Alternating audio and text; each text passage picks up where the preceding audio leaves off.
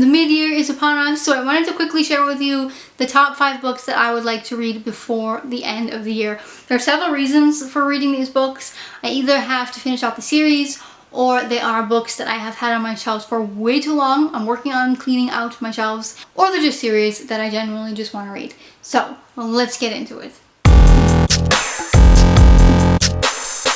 First up is Scythe by Neil Shusterman. For my quarterly reading challenge, I have the goal to finish out one series. So once I finish out that series, I want to start up with this one, which is a new one. I have heard that this is really good. By the way, I don't know a whole lot about these books, but this one is a utopian book about people who can no longer die. So they have scythes to kill people, essentially, or get rid of them, or I don't know what it's all about. But this person is a scythe and they don't want to be a scythe. I don't remember. I really don't. But I really thought that it sounded quite interesting. I'm not really a huge fan of dystopian, utopian books, but this one piqued my interest, so I'm curious to see how it turns out. Number 2 is Dreams of Gods and Monsters by Laini Taylor. The reason I want to finish this book, it's not necessarily so much because I want to finish out the series, because I do, but I told myself that I could not read Strange the Dreamer until I finished Dreams of Gods and Monsters. So I really want to get this one finished, but it is so long.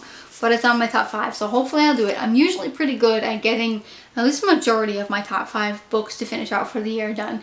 So let's see if I can do it. I like the series. There's nothing wrong with it. Not my all-time favorite. I love Laini Taylor's writing, but the last book was okay. This one hopefully will be better. Next up is a recent haul, and that is The Darkest Part of the Forest by Holly Black. This is, I think, a standalone. Correct me if I'm wrong, but I'm pretty sure this is a standalone. And it takes place in the same world as the Folk of the Air, so the Cruel Prince and the Wicked King, which is why mostly I want to read it. Plus, I really love that blue Monarch butterfly. I have a thing for butterflies.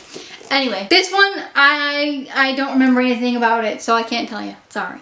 Next up are 2 books that I have had since either the beginning of my channel or recently afterwards. So I would like to get rid of those. I'm trying to make my way through the oldest books that I own and at least get those read so I can not have them on my shelves and not feel so guilty.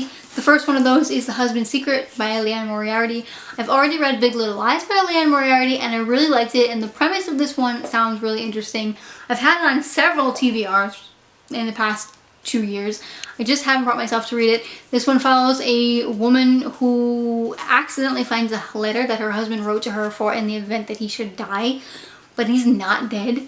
And this has some life-altering consequences, so I'm intrigued. And lastly is a book that I haven't heard anything about recently. I think I heard some stuff about it when it first came out, but in recent years, I got nothing. But that's The Forgetting by Sharon Cameron.